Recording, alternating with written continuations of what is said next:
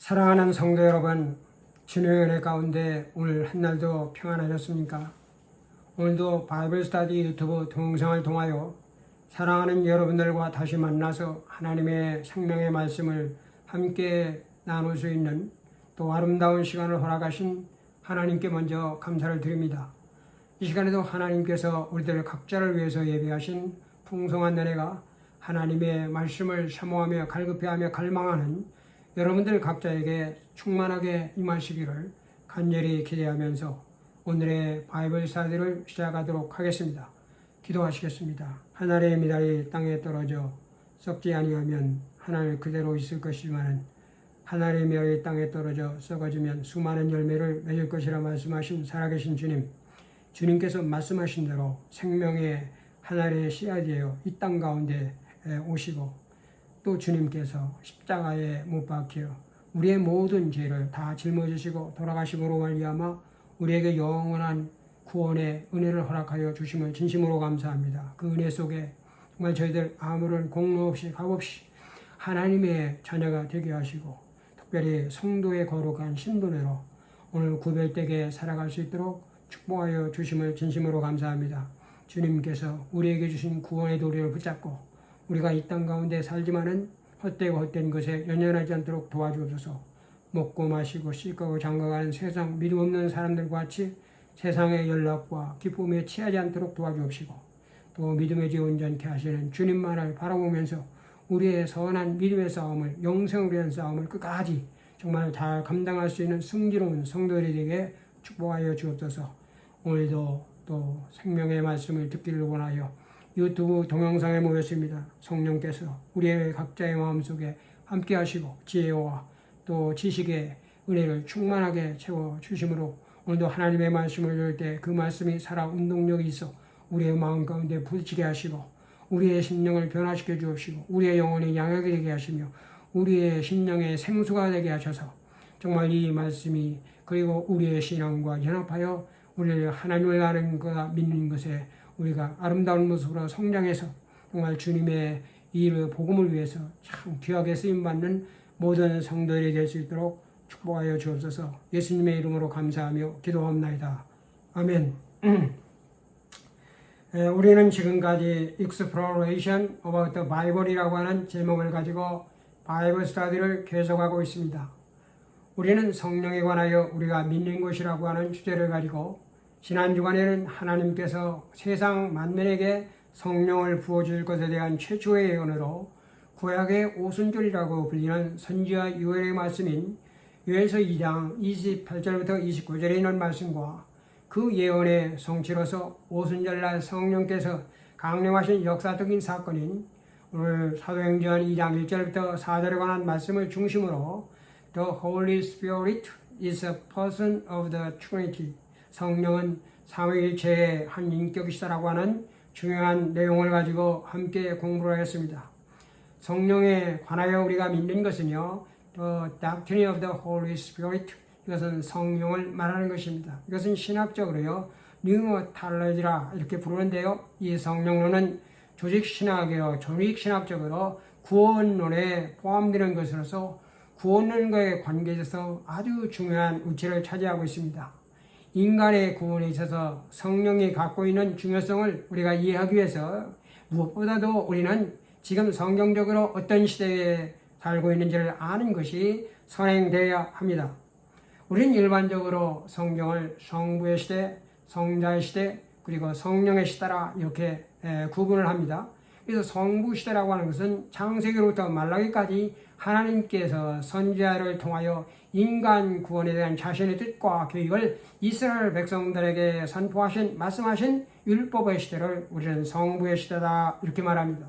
성자의 시대라고 하는 것은 예수님의 탄생부터 승천할 때까지 성부 하나님께서 구약 성경에서 얘기하는 메시아 예수 그리스도가 이 세상에 직접 다시 오셔서 오늘 그가 세상에 복음의 말씀을 증거하심으로 사람들을 구원하시던 이게 복음의 시대, 이게 은혜의 시대를 가리켜서 우리는 성자의 시대다 이렇게 말합니다. 그리고 예수 그리스도께서 승천하신 이후에 오순절날 성령께서 오늘 강림하심으로 초대교회가 형성된 이후부터 오늘 성령께서 성자 예수 그리스도의 구원의 사역을 계승하여 교회와 사람들의 강력하게 역사하신 사도행전 시대부터 주님이 다시 오시는 재림 시대까지 기간을 통틀어서 우리는 교회의 시대다 혹은 성령의 시대라 이렇게 부르는 겁니다.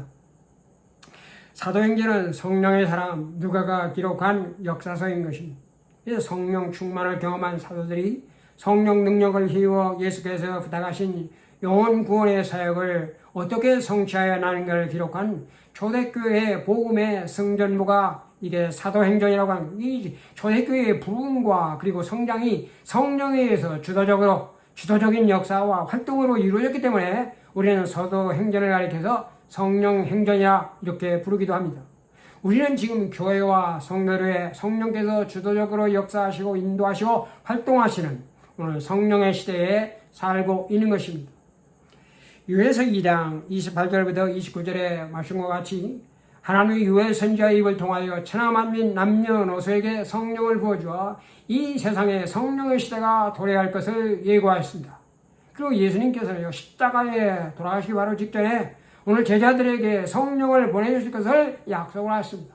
내가 아버지께 구하겠으니 그가 또 다른 보혜사를 너희에게 주사 영원토록 너희와 함께 있게 하리라. 오늘 요한복음 14장 16절에서 말씀을 하였습니다. 그리고 승천하시면서 오늘 성령의 제자들에게 성령으로 세례를 받을 것과 약속하시는 성령을 받기까지 예루살렘을 떠나지 말 것, 그리고 성령이 너희에게 하시면 너희가 권능을 받고 예루살렘과 온 유다와 사마리아 땅끝까지로 나의 증인이 될 것이라 이렇게 말씀하시고 약속하신 대로 오순절날에 마가의 다락방에 모인 무리들에게 불길 같은 강렬한 성령의 강력하심으로 초대 교회가 세워져 성령께서 주도적으로 지금 우리 교회와 성도들의 삶을 이끌어가시는 성령의 시대가 도래하게 된 것입니다. 이상과 같은 말씀에 따르면 사도행전 2장의 오순절의 사건이 있기 이전에는 성령께서 세상에 존재하지 않았던 것처럼 우리가 바라볼 수가 있습니다. 그러나 성령께서는요, 구약 시대에도 존재하셨고 역사를 하였습니다. 그래서 성령께서는요, 이미 만세 전 영원 전부터 하나님과 함께 계셨고 창세 때부터 창조주 하나님과 함께 일하고 계셨습니다.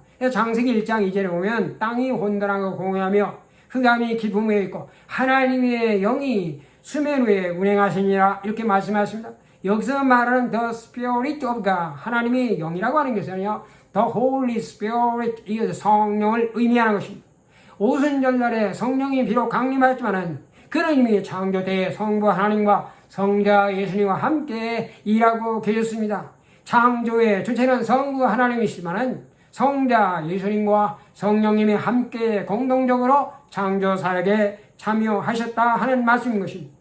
성령께서는요, 구약의 직분자들에게 특별한 임무를 부여하실 때 오늘 임재를 하였습니다.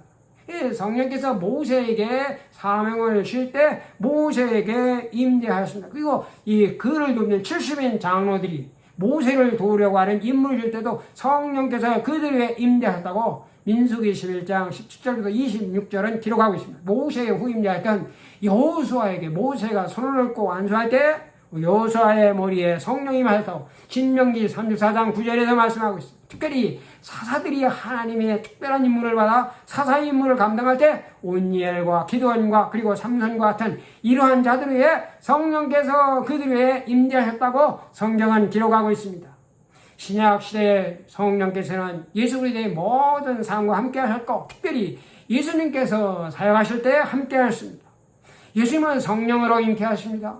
예수님은 성령으로 세례를 받았어요. 성령에 의해서 사탄에 이끌려 시험을 받으셨고 성령과 함께 공생애를 시작하셨고 성령의 인도하심을 따라 그의 사역을 하였습니다. 성령의 능력으로 십자가에 죽으셨고 성령의 능력으로 부활하였습니다. 예수님의 모든 사역은 철저히 성령의 하나님에 의해서 이루어졌다는 것입니다. 우리는 성령님은 누구신가? 이것을 올바로 이해하는 것은 굉장히 중요한 거예요. 왜냐하면 성령에 대한 성령에 대한 올바른 이해와 지식을 가지고 있을 때 우리는 건전하고 건강한 신앙을 갖게 되지만은 성령에 대한 잘못된 지식과 이해는요, 불건전한 성령의 운동과 은사 운동으로 치우치게 하여 교회와 자신을 파멸시키고 파괴시킬 뿐만 아니라 신앙생활을 나쁜 방향으로 이게 뒤틀리게 하는 것입니다. 그래서 성령에 대해서 성경적으로 올바로 하는 지식 굉장히 중요한 것입니다. 우리가 지난번 강의 때에 삼위일체 하나님에 관해서 공부를 했습니다. 이 삼위일체 하나님이라고 하는 것은 There are three persons of one nature and character, the Father, the Son, the Holy Spirit. 하나의 본질과 성품 안에 세 인격신 성부와 성자와 그리고 성령이 계시다 하는 것을 의미한다고 이미 우리가 배웠습니다. 이것은요, 삼위일체 하나님, 또 삼위일체 신앙에 대한 가장 간결하고도 그리고 완전한 표현이 이게 아까 그 말씀드린 정의가 되는 것이죠. 이 가르침은요, 성령이신 하나님이 성부 하나님과 성자 예수님과 같이 완전한, 이게 바로 인격체, the perfect personhood, 완전한 인격체라 하는 것을 우리에게 말씀하고 있는 것입니다. 성령님은요, 인격적인 personal being, 인격적인 존재입니다. 이 사실을 우리가 잊어서는 안 되는 거예요. 성령님은 살아계신 인격적인 분이시기 때문에 비인격적인 사물이나 물체가 결코 아닌 것입니다.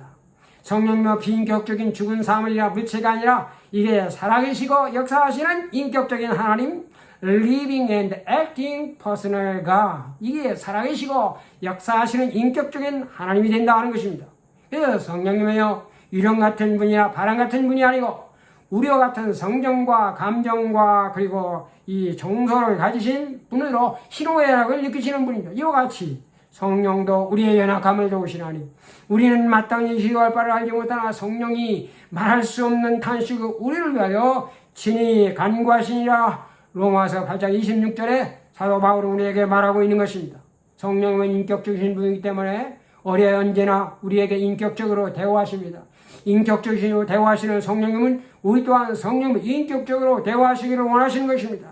성령님을요, 우리가 인격적인 존재의 개념으로 이해하지 않고 사물이나 물건처럼 소유의 개념으로 생각하기 때문에 성령을 돈을 주고 사려고 하는 행위를 하였음을 오늘 초대교회 역사가 우리에게 보여주고 있는 것입니다. 뿐만 아니라 그것과 아주 유사한 잘못된 행위들이 변형된 모습으로 오늘날 성령의 은사를 강조하는 목회자들과 교회들 그리고 기도원 등지에서 파렴치하게 자영되어 성령에 대한 올바른 신앙이 없는 성도들의 신앙을 기만하고 성령에 대한 부정적인 악영향을 미치고 있기 때문에 우리는 이것에 대한 각별한 주의를 가져야 하는 것입니다. 오늘날 성령 은사 활동하시는 분들 가운데 성령의 은사나 교회의 직분을 돈을 주고 파고 사는 이게 성직 매매 행위를 하는 자들이 있음을 봅니다. 이 사도행전 8장에는요, 빌리 사마리아 땅, 이게 이방 땅 사마리아가 전도하는 중에 이게 마술사 이 시몬을 만나잖아요. 그래서 이 시몬이 베드로가 사람들에게 그들을 위해서 안수할 때 그들에게 성령이 임하는 것을 보고 성령의 은사를 돈을 주고자 했다가 아주 망신당하는 사건이 기록되어 있습니다. 이것은 교회사에 나타난 최초의 성직 매매 사건으로 이것은 시몬에게서 유래됐다요. 그 이름을 따가지고 이 돈으로 사고 파는 이게 성직 매매 행위를 가리켜서 이게 이거 사이모니즘이라고 이렇게 부르게 되었습니다.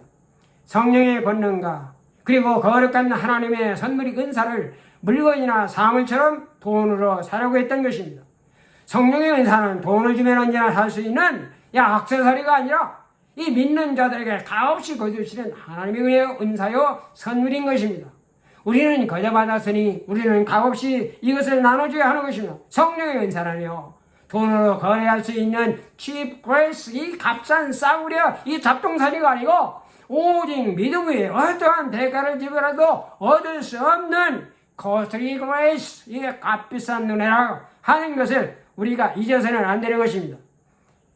여러분, 우리는 이 성직 매매라고 하는 것은요, 의도적으로 종교적인 직분을 또는 은사를 돈이나 어떤 종류의 혜택의 약속을 하고 거래하는 일체 행위를 우리는 성직 매매다. 우리 이거 주의해야 됩니다.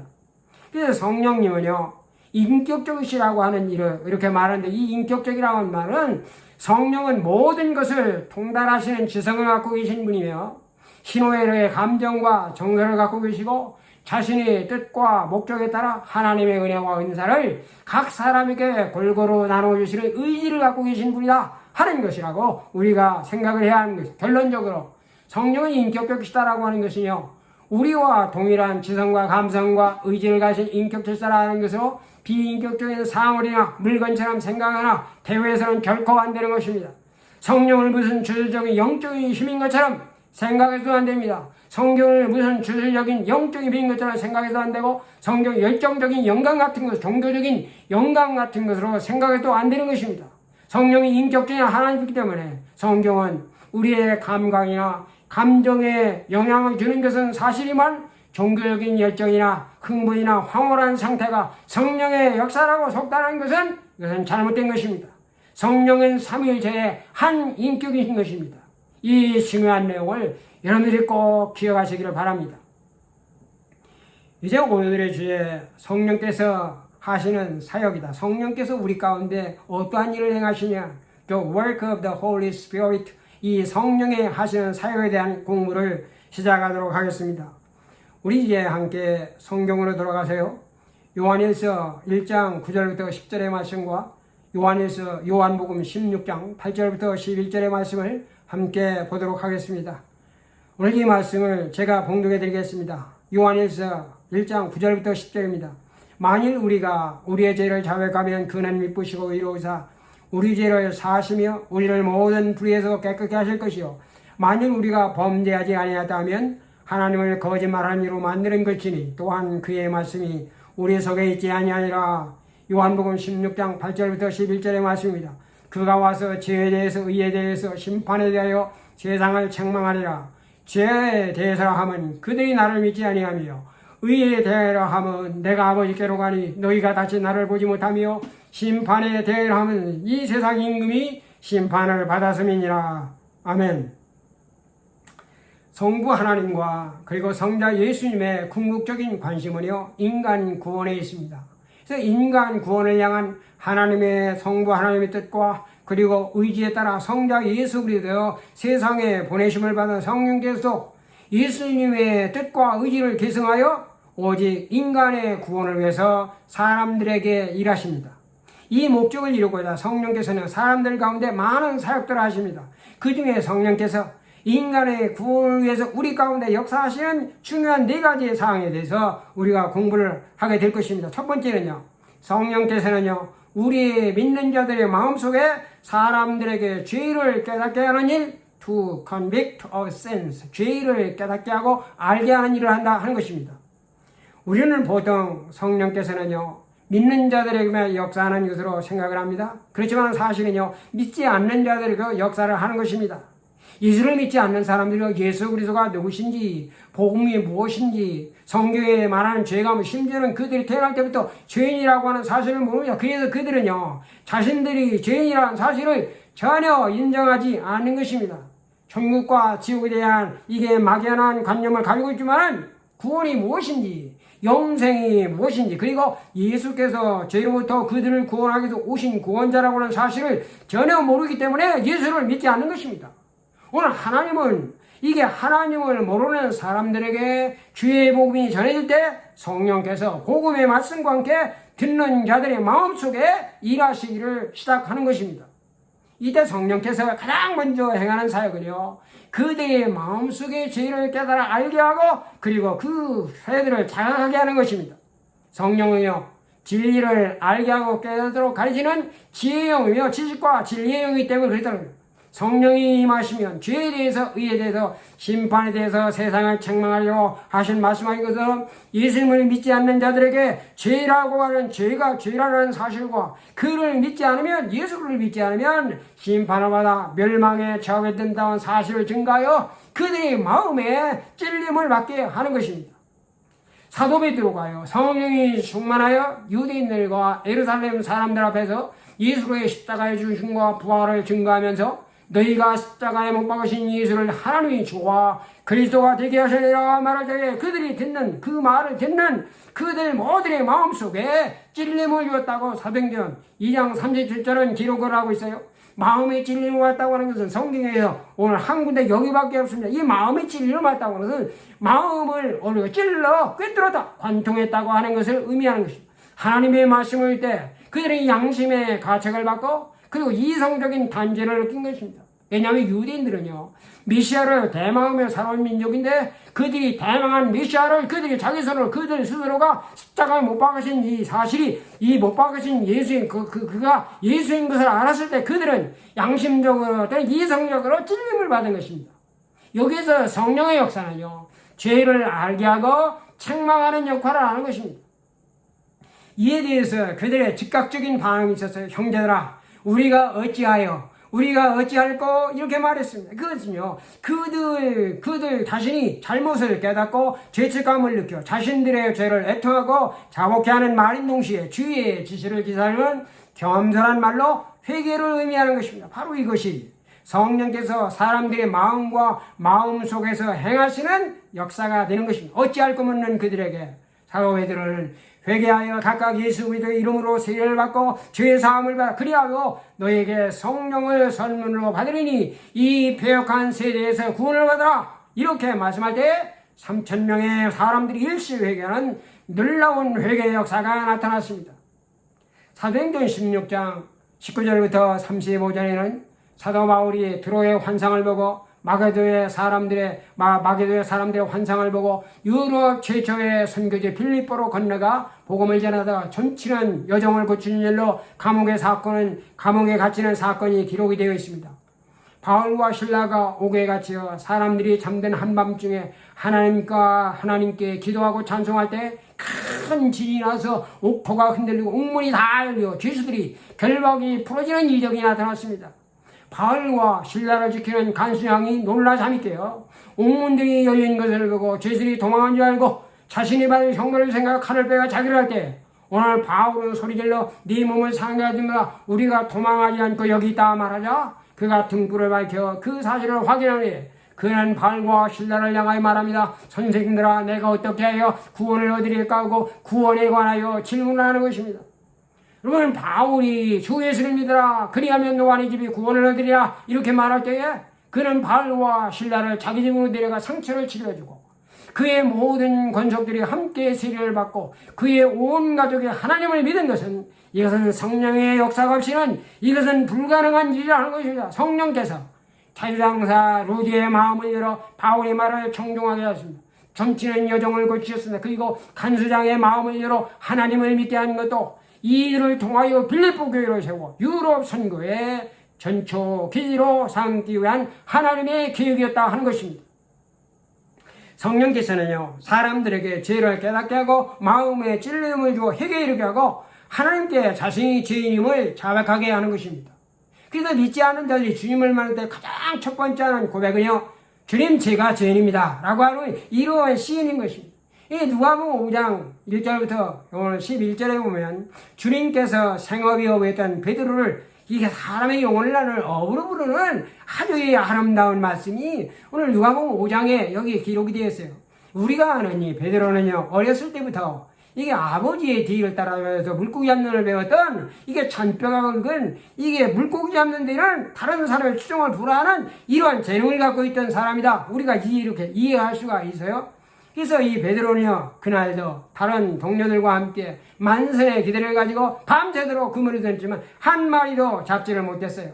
그래서 마음이 몹시 상해가지고 그리고 피곤하기도 하고 그래가지고 그물을 싣고 집으로 가려고 하는데 예수님께서 그물을 치는 베드로를 향하여 다시 말하며 네가 깊은 데로 가서 네가 그물 내려 고기를 잡아라 이렇게 말씀하십니다.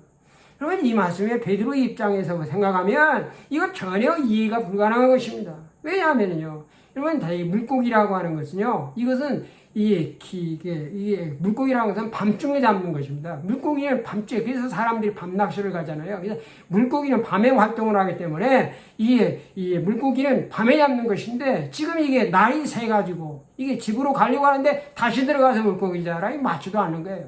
깊은 곳에 가서 그물을 내리라. 여러분 이게 제가 갈릴리 바다는 어디 얼마나 깊은지는 모르겠습니다. 태평양에 비교할 수 없겠습니다만은 제가 신학교에 다닐 때 연세대학교에 다니는 이게 창조공학에서 일하시는 그 교수님이 말씀하셔요. 태평양 한가운데 가장 깊은 건 물고기가 없다는 거예요. 왜 그러냐 하면 그것은 식물성 플랑크톤이 없기 때문에 물고기가 없고 이 물고기는 어디가 많으냐 바닷물과 민물이 함께 모이는 근해에 많이 모이기 때문에 오늘 근해에 물고기가 많다는 이 깊은 거다. 그물에 고리라고 이게 맞지도 않는 거예요. 왜 그물을, 그 당시에 그물은요, 이게 뭐냐면 지금처럼 이게 바닥을 막 쭉 쓸어가는 그런 그물이 아니에요. 그 당시에는 어업이 발달되지 않았기 때문에 그 당시 그물은요, 이 투망이었습니다. 우리가 사파 같은 거 보면 성경에 이 투망으로 던지기 때문에 이 투망이라고 그냥 얕은 곳에 던지는 거예요. 왜 그러냐면 이게 밑에 추가 있기 때문에 떨어지면 착 해가지고 이게 못 도망가게 떨어지는 것인데 깊은 곳에 던지면 이게 내려가는 중에 다 빠지는 게 깊은 곳에 가선다는 거 이게 있을 수 없는 거예요. 그리고 이게 지금 예수님은 예수님은 목수잖아요. 직업이 이게 목수입니다. 이게 어부인 자기를 가리켜서 깊은 곳으로 가서 금을 잡으라고 하는 거, 이거 어부 성설이라고 하네요. 베테랑 어부인 자신의 그리고 깊은 곳으로 가서 금을 잡고 고기를 잡으라 말하는 것은 베드로의 입장에서는 이게 쉽게 받아들일 수 없었다고 하는 것입니다. 그럼에도 불구하고 놀라운 사실이에요. 베드로가 주님의 말씀대로 순종하였다고 하는 사실입니다. 우리들이 밤이 맞도록 수고했을 때 잡은 것이 없지만은 당신이 그렇게 말씀하시는가 그 말씀에 의지해서 내가 그물을 내리다 하고 깊은 곳으로 가서 그물을 낼 때 그물이 정말 찢어질 만큼 놀라운 초자연적인 역사를 그가 경험했다는 것입니다. 이 초자연적인 사건을 경험한 베드로는요, 다른 사람이 하지 않는 행동을 해요. 물고기 잡을 생각 않고 다른 사람들은 정신없는데 오늘 베드로는 예수의 무릎에 꿇고 그가 위대한 신앙을 고백합니다. Go away from me, I am a sinful man. 주여 나를 떠나소서, 나는 죄인으로서이다. 오늘 무릎을 꿇고 위대한 신앙으로 고백을 합니다. 여러분, 이 말씀은요, 베드로가 주님을 처음 만난 사건입니다. 그는 이전에 주님이 누구신지, 그리고 전에 알지 못했습니다. 당연히 구원이 무엇인지, 영생이 무엇인지, 천국이 무엇인지 관심이 없었고 자기 자신이 죄인이라고 하는 사실을 전혀 몰랐던 사람이에요. 그러나 주님께서 배후에 앉아 하나님의 말씀을 무리들에게 가르칠 때 하나님의 말씀과 함께 성령께서 베드로의 마음속에 역사를 하셨습니다. 그래서 베드로가 네가 깊은 곳으로 가서 금을 내려 고기를 잡으라, 주님이 말씀을 오늘 자기가 가지고 있는 상식과 경험으로 받아들이기 불가능한 상황에서 불구하고 그가 순종할 수 있다고 하는 것은 성령께서 이미 그의 마음속에 일하고 계셨기 때문이라 하는 것입니다. 그런 주님을 처음에는 마스터, 티처, 선생의 율법사 이렇게 봤지만 초자연적인 기적을 목도하고는 주여 하나님이라고 고백하고 그가 처음 만난 주님께 I am a sinful man, 나는 죄인입니다 하고 자기가 죄인임을 스스로 자백하고 있는 것입니다. 바로 이것이 바로 믿는 자들의 마음속에 역사하시는 성령의 사역이라고 하는 것입니다. 성령을 통하지 않고는요, 아무도 자신의 죄를 깨달을 수 없고 예수님을 하나님이라고 아무도 부를 수가 없는 것입니다. 사도 바울은요, 이 사실을 성령으로 말미암지 아니하고는 누구든지 예수를 주라 시인할 수 없느냐고 고린도서 12장 2절에서 말씀을 하고 있는 것입니다. 이처럼 성령께서 인류의 구원을 위해서 우리의 마음속에서 죄를 깨닫게 하고 알게 하고 마음에 찔림을 주어 죄를 회개함으로 말미암아 우리의 죄를 자박하게 하고 예수 그리스도를 구주로 영접하여 하나님의 자녀로 삼아 그리스도의 삶으로 살아가게 하는 것입니다. 둘째로 성령께서 우리 안에서 역사하시는 것은 뭐냐? 죄를 씻어주는 사역을 하면 to cleanse sins, 죄를 씻어주는 사역을 성령께서 하시는 것입니다. 성령께서 우리의 죄를 깨닫게 할 때 마음에 찔림을 받고 자신의 죄를 인정하고 시인하여 죄인을 뉘우치고 슬퍼하며 참여하면서 지은 죄를 자백하면 그는 우리의 모든 죄를 용서해 주시고 우리의 심령을 깨끗하게 씻어 정결하게 해주신다고 우리에게 말씀하십니다. 이것이 성령께서 행하시는 두 번째의 사역인 것입니다. 이것을 사도 바울은요, 오늘 아까 읽어드린 말씀처럼 만일 우리가 우리의 죄를 자백하면 그는 미쁘시고 이루사 우리의 죄를 사하시며 우리를 모든 불의에서 깨끗게 하실 것이요 라고 이렇게 말씀하십니다. 오늘 이 말씀 속에는 죄를 자백하는 자들의 행하시는 성령의 두 가지의 사역을 말씀하고 있으면 하나는 바로 뭐냐? 우리의 죄를 사하시며 the forgiveness of sins, 우리의 죄를 용서해 준다는 거요. 다른 하나는요, cleansing of sins, 우리의 모든 불의에서 우리를 깨끗게 하실 것이요 죄의 씻음을 우리에게 주시겠다고 약속을 하시는 겁니다. 하나님은 사랑의 하나님이십니다. 하나님은 선하시고 인자하시고 긍휼이 풍성하신 분이십니다. 하나님의 마음과 생각은 우리와 다른 것입니다. 하나님은요, 우리가 회개하는 것을 참으로 기뻐하시며 회개하는 자들에게 제한 없이 용서해 주실 것을 성경에서 약속을 하고 있는 것입니다. 우리가 누가복음 15장에는 세 가지 이런 자의 비유를 통해서 우리에게 정말 아름다운 회개가 얼마나 아름다운 것을 우리에게 말씀해 주고 있어요. 오늘 그 세 가지 비유는 The Lost Sheep, 이게 잃은 양에 대한 The Lost Coin, 잃은 동전, The Lost Son, 잃은 아들에 대한 세 가지의 비유를 우리에게 말씀하고 있는데요.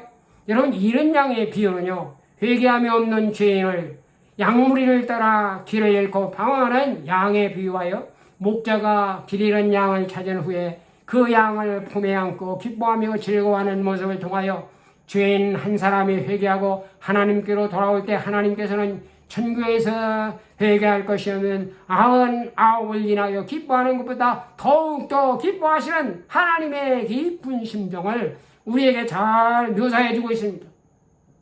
이런 동전은요, 회개함이 없는 죄인을 잃어버린 동전에 비유하여 한 여인이 그 동전을 찾기 위해서 빛을 밝히며 빗자락을 쓰고 밤새도록 이렇게 찾는 것처럼, 그 동전, 잃은 동전을 찾으려고 밤새도록 등불을 보고 찾아 즐거워하는 것처럼, 죄인 한 사람이 회개하고 하나님께로 돌아올 때 하나님의 목자들에게, 하나님의 사람들에게, 하나님의 사자들에게 기뻐하시는 모습을 잘 묘사를 하고 있습니다. 이런 아들의 비유는 아주 유명한 이유죠. 이거 프라디걸스, 탕자의 비유라고 이러면 아버지의 품을 따라 방탕한 생활을 하는 아들을 잃어버린 죽은 아들에 비유하면서 그 아들이 회개하고 아버지의 품으로 돌아왔을 때 기뻐하시는 그 아버지의 그 리얼한 모습을 통하여 하나님이 우리에게 이러한 하나님의 이 아름다운 모습을 우리에게 잘 보여주고 있는 것입니다. 이 세 가지의 비유에서 모두 하나님은요, 죄인들의 회개를 기뻐하시고 용서하여 주시는 것입니다. 하나님은 우리가 무슨 죄를 졌다 할지라도 우리의 죄가 주홍같이 붉을지라도 눈과 같이 휘어지게 하시며 진홍같이 붉을지라도 양털같이 희게 해주시는 분이십니다. 회개하기만 하면 70번에 7번까지라도 용서해 줄 것을 약속하였습니다. 용서한 것은 기억조차 하지 않는다고 우리에게 말씀을 하시는 것입니다. 하나님께서는요, 우리의 회개한 죄를 용서하시고 성령을 통하여 우리의 심령을 깨끗하고 정결하게 씻어주십니다.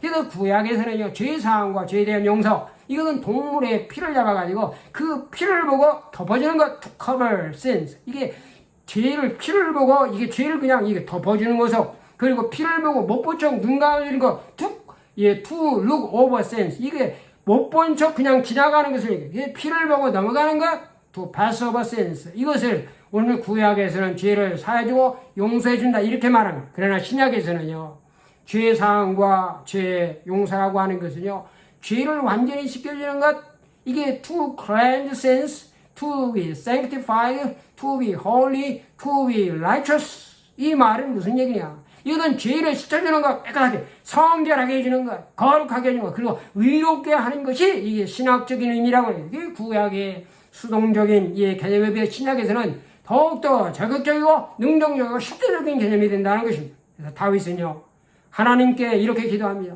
우슬처럼 나를 정결하게 하소서. 내가 깨끗하리이다.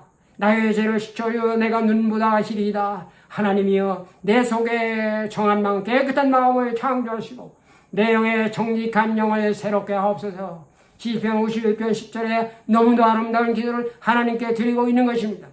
성령께서는요, 오늘 회개하는 자들을 물로 씻어 말씀으로 깨끗하게 하시고 거룩하게 하셔서 오늘 우리로 하여금 거듭난 새로운 피조물, 뉴본 크리에이션, 이게 거듭난 새로운 피조물이고 오늘 새로운 뉴 빙, 새로운 존재가 아니고 뉴맨, 새로운 사람이 되게 하십니다. 그런즉 그리스도 안에 있으면 새로운 피조물이여 이전 것은 지나갔으니 되라 보라 새 것이 되었다고 사도 바울은 외치고 있는 것이다. 주님이 우리를 구원하시는 목적은요, 우리를 물로 씻어 말씀으로 깨끗하게 하여 금 잡힌 것이나 구름 잡힌 것이 없는 거룩한 백성이 되게 하여 천국에 들어가게 하는 것입니다. 셋째로, 성령께서 그리스도의 마음속에 역사하시는 세 번째 사역은 바로 뭐냐? To guide Christian life. 그리스도의 삶을 안내하는 역할을 한다는 것입니다. 성령께서는 거듭난 성도들이 성공적인 삶을 살 수 있도록 안내하시고 지도하시는 분이십니다. 하나님은 홍해를 건너 가나안 목적을 향해 행진한 이스라엘 백성의 광야 40년의 여행 동안에 성령의 임재하신 가운데 구름 기둥과 불 기둥으로 그를 안전하게 인도하고 안내를 하였습니다. 마찬가지로 오늘 신약시대에 예수님은요, 성도들을 위해서 성령을 보내시고 지금 우리의 삶을 인도하시고 안내하시고 지도하고 계시는 것입니다. 요한복음 14장 16절에 이 성령을 가리켜서 이 보혜사 성령의 다른 보혜사다, another advocate, 이것은 다른 보혜사라 이렇게 말씀해요. 내가 아버지께 구하겠으니 그가 또 다른 보혜사를 너에게서 영원토록 너희와 함께 있으리라. 여기서 말은 다른이라고 하는 것은요, 다른 종류의 different, 다른이 아니라 완전히 똑같은 종류의 이게 another, 다른 이 another라고 하는 것으로서 보혜사 성령이 주님과 전혀 다른 분이 아니라 주님과 완전히 똑같이 다른 분, 즉 보혜사 성령님이 바로 주님이다 하는 것을 의미하는 것입니다. 그런데 이 보혜사 에로케이트라고 하는 헬라어는 파라클레토스예요. 이 파라라고 하는 옆에 이렇게 던지는 것을 얘기해요. 클레토스는 부르는 것을 얘기로, 이것은 도움을 베푸기 위해서 곁으로, 이게 분을 받은 자 곁으로 불러 우리를 위로하고 권면하시는 분이다. 이게 보혜사라고 하는 거예요. 그래서 헬라에서는 대개 이게 변호사나 그리고 법률 자문가를 지칭할 때 이게 보혜사라고 이렇게 쓰는 거죠. 그러나 성경에서는요, 오늘 이 보혜사 성령을 가리켜서 이게 comforter, 이것은 위로자다. 그리고 mediator, 중보자다. 돕는 자, helper, 상담자다. counselor, 탄원자, supplicator, 그리고 옹호자, advocator, 이런 의미로 사용되어 모두가 다 성령을 가리키는 것입니다. 예수님께서는요, 보혜사 성령을 통하여 성도를 유익하게 한다고 말씀하셨습니다. 이 보혜사 성령, 우리에게 주는 유익이 무엇입니까? 그 첫 번째는요, 보혜사 성령은 성도들을 도우시는 헬퍼라고 하는 것이, 우리를 돕으시는 분이 성령이라고 하는 거예요. 그래서 성도들은 누구를 막론하고 육신적으로, 정신적으로, 영적으로 연약함을 다 가지고 있습니다. 정도의 차이가 있어도 이러한 연약함으로 인해서 사탄의 유혹을 받아 우리는 시험에 들고 실족하고 낙심하고 좌절하며 깊은 신앙의 딜레마에 빠져 늪에서 헤어나지 못하고 어려움을 겪을 때가 많이 있습니다. 오늘 이때 성도에게 오늘 이러한 도움이 필요할 때에 보혜사 성령께서 그들의 연약함을 도와주신다고 하는 것입니다. 도움을 간절히 갈구하던 자가 자신의 도움이 천지를 지으신 하나님께 있음을 고백한 오늘 시편 120의 시편 이 시인의 고백처럼 보혜사 성령께서 우리의 참된 도움이 되신다고 하는 것입니다. 그냥 우리를 실족함에서 건지시며 실족하지 않도록 도와주십니다. 우리를 시험에서 건지시며 우리가 감당하지 못할 시험당할 쯤을 허락하지 아니하시고 시험당할 즈음에 또한 피할 길을 주시는, 우리를 도와주시는 분입니다. 우리가 좌절하고 낙심 중에 있을 때 세임과 용기를 북돋워주시는 분이 성령님이라고 하는 것이, 우리가 연약하여 기도하지 못할 때 성령께서 말할 수 없는 탄식으로 우리를 위해서 친히 간구하시는, 도와주시는 분이 성령님이라고 하는 것입니다. 두 번째로 보혜사 성령은요, 우리는 성도의 카운슬러, 이게 상담자가 된다고 하는 거예요. 보혜사 성령은 믿는 자들의 마음속에서 우리의 상담자가 되어주십니다. 사람은 혼자서 해결할 수 없는 이러한 문제에 부딪힐 때가 많이 있습니다. 인생의 중대한 진로 문제를 결정할 때 자녀들의 교육의 문제, 이성과 결혼의 문제, 정신적인 질병, 그리고 법률에 대한 문제, 그리고 신앙의 문제에 부딪혀 근심하고 고민할 경우가 많이 있습니다. 이와 같은 중요한 문제를 가지고 전문 상담자를 찾아가 자신의 모든 고민을 털어놓고 오늘 상담자의 조언을 구하는 것입니다. 보혜사 성령님은요, 우리의 친절한 상담자가 되십니다.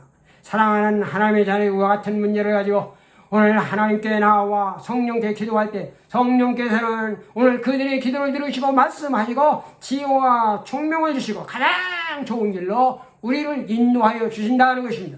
세 번째로 보혜사 성령은 믿는 자들의 삶 속에서 성도들을 이게 protector and keeper, 성도들을 이게 지켜주시고 보호해준다는 것입니다. 근데 보혜사는요, 원래 이 보혜사라고 하는 것은요, 이게 보호해주시는 protector라고 하는 의미가 있습니다. 그래서 성령께서는요, 사랑하는 이스라엘 백성들을 황량한 황무리에서 짐승이 울부짖는 광야에서 호위하시고 보호하시며 자기 눈동자와 같이 지켜주셨다고 신명기 32장 10절에 말합니다. 구름 기둥과 불 기둥으로 그들의 우편 그네에서 낮의 해와 밤의 달이 그들을 상하지 않고 해치지 않게 하시며 모두 환난을 면케 하시며 저들의 영혼을 보호하여 주셨습니다. 이와 같이 성령께서는요, 사랑하는 성도들과 세상 끝날까지 영원히 함께 있어 그들의 삶을 가장 안전하게 보호하시고 지켜주시는 분입니다. 마귀가 우리를 구원에 시기하여 우는 사자처럼 우리의 영혼을 찾아 상대한다 할지라도 보혜사 성령께서 우리의 영혼을 지켜줄 것입니다. 그는 우리의 평안주시오 요새시요 흔들리지 않은 방패요 요동치 않는 반석이 되는 것입니다. 네 번째로 보혜사 성령은요, 성도들의 마음속에서 대언자와 중재자가 되십니다. 에로케이로 하는 미래로 이게 대언자와 중재자가 된다고 하는 거예요. 대언자라고 하는 게 타인을 대신해서 이게 변호하는 사람, 이게 대언자요. 타인의 뜻을 대신 전하는 이 스포크맨 대변인을 이게 대언자라 이렇게 말합니다.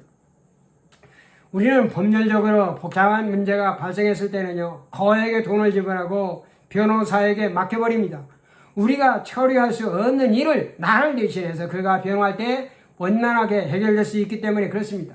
여러분, 성령은요, 우리를 대신하여 우리 편의 입장에서 우리를 지지하고 옹호하고 후원하여 하나님께 우리를 위한 하나님의 자비와 은혜를 간청하는 대언자가 되시는 것입니다. 성령은 하나님과 인간 사이를 돕는 미래로 이 중재자라고 하는 것입니다. 상호 간에 불화로 사이가 벌어진 사람들을 화해하고 화목시켜 주시는 역할을 인터비너, 이게 중재자의 역할을 양자의 소원한 관계를 회복시켜주는 자가 바로 성령님이라고 하는 것입니다. 무죄하신 자로 참 사람이요 참 하나님이신 예수님만이 하나님과 인간 사이의 참 중보자가 되실 수 있습니다. 완전하신 하나님, 완전한 인간이신 예수께서 친히 속죄의 제물이 되심으로 거룩하고 공의로우신 하나님과 죄인된 인간 사이에 막힌 담을 헐어버리시고 중재자 사역을 완성하였습니다. 그래서 우리는 주님의 중보 사역을 입어 하나님 앞에 직접 나아갈 수가 있는 것입니다. 우리의 대언자시며 중보자신 예수님이 보혜사 성령님이 되시는 것입니다. 성령께서 우리를 위해서 우리 곁에서 기도하시는 중보자가 되는 것입니다. 다섯 번째로 보혜사 성령은요, 성도들을 가르치시고 지도하시고 인도하시는 안내하시는 분이라고 합니다. 성도들을 성도들을 가르치시고 인스트럭터 지도하시고 그 다음에 가이드, 이게 안내하시는 분이라고 하는 것입니다. 보혜사 성령은요, 지식과 지혜의 영이며 진리의 영이십니다. 그는 구원받은 성도를 진리의 말씀으로 가르치는 선생이요 교사가 되십니다. 진리로 가르쳐 그것을 바르게 알고 깨닫게 하여 진리에 인도하고 안내를 하는 것입니다. 성령은 우리를 진리의 말씀으로 가르쳐서 죄에 대해서, 의에 대해서, 그리고 심판에 대해서 알게 하시는 것입니다. 진리의 말씀인 성령이요, 성령의 감동으로 기록된 것으로서 성령은 성경의 말씀을 통해서 성도들에게 올바른 삶을 교훈하며 잘못된 길을 갈 때 책망하고 회개시켜 바르게 교정해주고 그리고 의의 길과 거룩한 길로 가르치고 지도하고 안내하여 하나님의 사람을 온전케 하고 하나님의 사람을 완전히 구비되어 준비시키는 것이 이게 성령님께서 하신다는 것입니다. 이와 같이 보혜사 성령은 진리의 말씀으로 가르쳐 성도의 삶을 거룩하고 의롭고 성결한 삶으로 인도하여 흠없고 점없는 거룩한 하나님의 백성으로 살아가게 하시는 것입니다. 그러나 오늘 보혜사 성령은 인격적인 분이기 때문에 성도들이 그의 가르침을 따라 살기를 원하지만은 그의 인도하심을 따르도록 억지로 강압하거나 강제적인 영향력을 행사하지 않으시오. 언제나 자원하여 자발적인 순종으로 따를 것을 요청하시는 것입니다. 성도들이 진리의 말씀을 쫓지 않을 때 성령께서 안타까워하시고 슬퍼하시고 때로는 탄성하시지만은 포기하지 않으시고 끝까지 옆에서 견고하시는 것입니다. 성도들이 진리의 가르침을 따라 할 때 성령께서는 기뻐하십니다. 이제 마지막으로 성령님은요, 하나님의 말씀을 증가할 수 있도록 능력을 보여주는 분이다. Power to witness. 하나님의 말씀을 증가할수록 증인의 삶을 살 수 있도록 능력을 보여준다고 하는 것입니다. 어떤 사람이 진실한 그리스도인이 될 때 그런 그리스도의 삶을 살기를 원하며 다른 사람들에게 하나님의 복음에 증가하기를 원합니다. 그러나 이때 성령께서는 그의 삶을 인도하시고 그에게 증가할 수 있는 능력을 부여하여 주십니다. 그러나 강압적으로가 아니라 자발적으로 복종할 때 증인의 삶을 살도록 능력을 부어주시는 것입니다. 주님이 승천하시기 전에 제자들에게 십자가의 봉과 부활의 증인으로 삼으시고 성령의 능력을 부어줄 걸 약속하시고 성령을 받으면 너희가 온 유대와 사마리아 땅 끝까지 이르러 내 증인이라 하는 것을 약속을 하였습니다. 그리고 오순절 사건으로 성령의 충만함을 봤을 때 죄악은 두려움이 없는 이 두려움 없이 복음에 증인된 삶을 살았습니다. 그들은 성령의 능력으로 큰 권능을 받아 하루에 3,000명씩 사람들을 회개를 시켰습니다. 복음이 민간에게 확산되지 못하도록 예수의 이름으로 말하지도 말고 가르치지 말라고 위협하고 협박하고 경고하는 이 관원들과 종교자들을 향하여 하나님 앞에서 너의 말을 듣는 것이 하나님의 말씀을 듣는 것이 옳은가 판단하라. 우리는 보고 들은 것을 말하지 않을 수 없느라 굴복하지 않고 담대하게 하나님의 말씀을 증거했습니다. 심지어 스데반은요 성령에 충만하여 하늘을 노래로 하나님의 영광과 예수께서 하나님 우편에 서신 것을 바라보며 복음을 전파하다가 돌에 맞아 순교하면서도 주님의 십자가상의 모습과 똑같이 자기의 영혼을 주님께 의탁하고 자신에게 돌을 던지는 그들을 향하여 주님께 무릎을 꿇고 오 주여 이들의 죄를 그들에게 돌리지 마옵소서 기도하면서 거룩하고 영광스러운 모습으로 그는 운명을 하셨습니다. 그래서 성경에서는요 인자이신 예수님께서 하나님 우편에서 일어서셨다고 하는 말은 오늘 여기밖에 기록이 없는 것입니다. 하나님께서 성령의 능력과 권능을 제자들에게 부어줄 때 그들은 죽음의 두려움과 공포로 주님을 모른다고 3번이나 부인하던 나약한 베드로가 그 무자비하고 혹독한 로마 황제의 대에 밖에서도 아주 장전한 모습으로 순교했습니다. 전해지는 말이 하면 베드로는요 주님께서 십자가에 똑바로 못 박히시는데 나 같은 사람이 어떻게 감히 주님처럼 똑바로 못 박힐 수 없다요? 그는 십자가에 자청하여 거꾸로 못 박혀 죽었다. 그렇게 말하는 것이 주님을 믿지 않고 교회와 그리스도를 핍박하고 그리고 찬양하며 스데반의 죽음에 공모하고 그 일에 가담했던 사도 바울까지도 성령 충만함으로 권능을 받을 때 성령의 사람이 되어 그리스도의 십자가와 부활의 복음을 인해 당하는 무수한 핍박과 고난을 주신 오히려 하나님께 감사하며 복음으로 고난 당하는 것을 자랑하면서 3차례 선교 여행을 통하여 8만 5천 킬로에 되는 유럽 전역을 누비며 선교사요, 복음 전도자요, 목회자요, 신학교 교회 창설자로서 하나님을 위해서 아낌없이 쓰임받는 아주 위대하고 숭고한 삶을 살았습니다. 다음은 사도 바울의 자신의 개인의 간직으로 오랜 기간 동안 복음 전파에 헌신했던 그의 총체적인 믿음과 불굴의 정신을 보여주는 신앙 고백이 있습니다.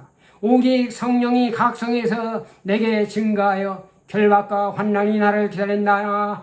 내가 나의 달려갈 길과 주 예수께 받은 사명 곧 하나님의 은혜의 복음을 증가하는 일을 마치려 하면 나의 생명조차도 조금도 귀한 것으로 여기지 않으라. 그가 증언하였습니다. 자신의 증언처럼 사도 바울은요 로마 네로 황제처의 기독교 대박해 아래 최후의 순간까지 복음을 전하다가 참수되어 자신의 생명을 주님께 아낌없이 바쳤습니다. 오직 성령이 너희에게 임하시면 너희가 권능을 받고 예루살렘과 온 유다와 사마리아 땅끝까지로 내 증인이 되리라. 성령은 하나님의 말씀을 증거할 수 있도록 성도들에게 능력을 부어주시는 분이라 하는 것입니다. 이제 오늘 우리가 배운 내용들을 다시 한번 정리함으로써 오늘의 성경 공부를 마치도록 하겠습니다. 오늘 성령께서는요 승천하신 예수님을 위해서 인간을 구원하시는 사역을 하십니다. 이 목적을 위해서 성령께서는요 우리 안에 4가지의 중대한 사역을 해요. 첫 번째는요 성령께서 복음의 말씀을 전해 듣는 자들의 마음에 맨 처음에 죄를 깨달아 알게 회개합니다. 두 번째로 회개한 마음을 깨끗하게 하고 정결하게 씻어 거룩하고 성결하게 합니다. 세 번째는 믿는 자들의 삶을 진리의 말씀으로 가르치고 지도하고 안내하신 것이요. 마지막으로 성령의 능력을 부어줘 증인으로서의 삶을 살 수 있게 하시는 것입니다. 그러나 성령은요 항상 인격적이기 때문에 사람들에게 강압적으로 강제적으로 하지 아니하시고 스스로 자원하여 자율적으로 자신의 뜻에 따르기를 원하시는 것입니다.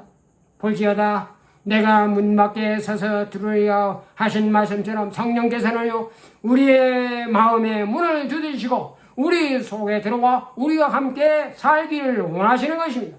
지금 우리는요 성령께서 강하게 역사하시는 은혜 받을 만한 때요 구원의 날에 살고 있습니다. 복음으로 조정하시는 성령의 인격적인 온유한 음성을 대 마음을 강팍하고 완고하게 거역해서는 안 되는 것입니다. 죄를 깨닫게 함에도 회개치 않을 때 성령께서는 슬퍼하시고 근심하시고 탄식하십니다. 반면에 우리가 회개하고 주님을 영접할 때 성령께서는 기뻐하시며 성령 충만하게 부어주고 복음의 증인으로 능력 있는 성도의 삶을 살게 하실 것입니다. 오늘도 바이블 스터디에 참석하신 모든 분들의 우리 주님의 은혜와 축복이 함께 하시기를 축복합니다. The grace of blessing of the Lord be with everyone who takes part in this Bible study in Everlasting Gospel Church of the Nazarene. Thank you so much. See you next week.